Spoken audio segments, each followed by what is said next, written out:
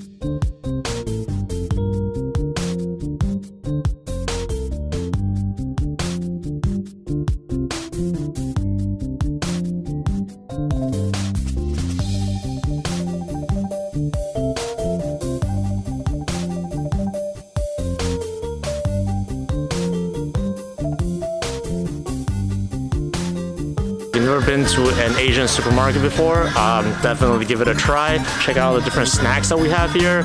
Maybe something will catch your eye, you'll never know.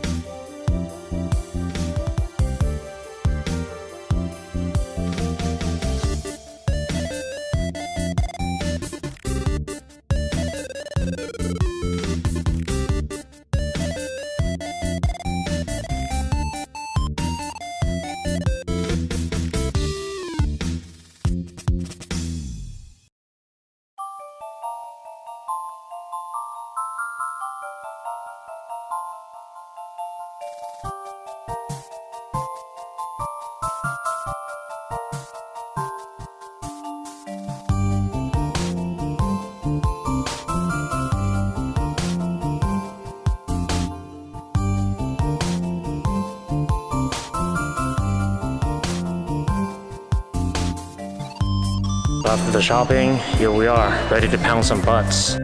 Butts being targets.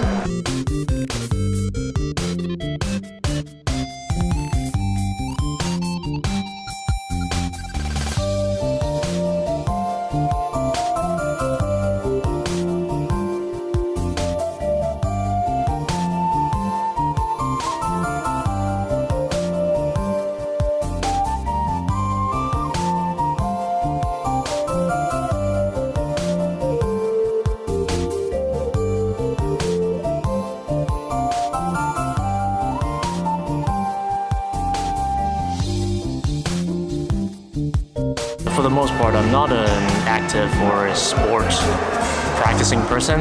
I do like two things though, archery and swimming, simply because they don't involve a lot of interaction. So yeah, I'm a bit of an introvert. But with archery especially, you sort of focus yourself a lot more than other sort of active sports. This is one of those, it's almost like a zen moment. So for those of you who know Japanese Kyudo, for them, archery is not just a sport, it's a style of meditation. So I guess in a way that's really what I'm doing here, just to sort of focus myself and pretend that I'm actually doing something active.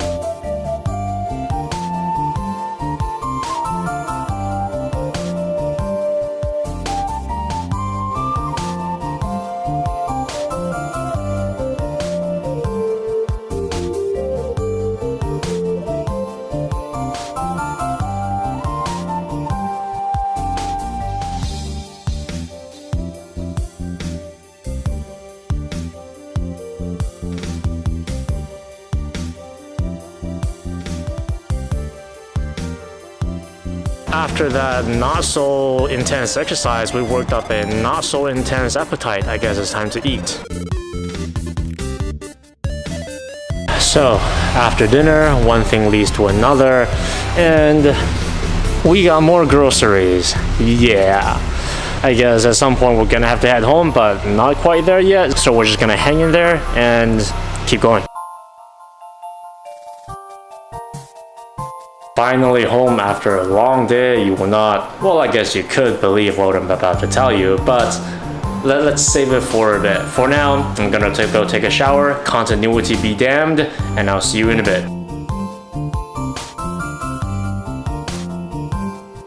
I said that I will come back after the shower, but for my better judgment, I've decided to take 24 hours to cool down and compose myself and just think about what happened and present my story a little bit more concisely. Context.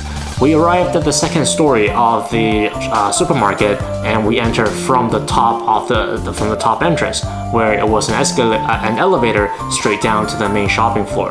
Now, when we walked in, there wasn't any sign that said that there was no photography allowed. Naturally, I thought, okay, there's no sign, it should be okay. And as I walked around, this guy started to say, hey, you can't film me.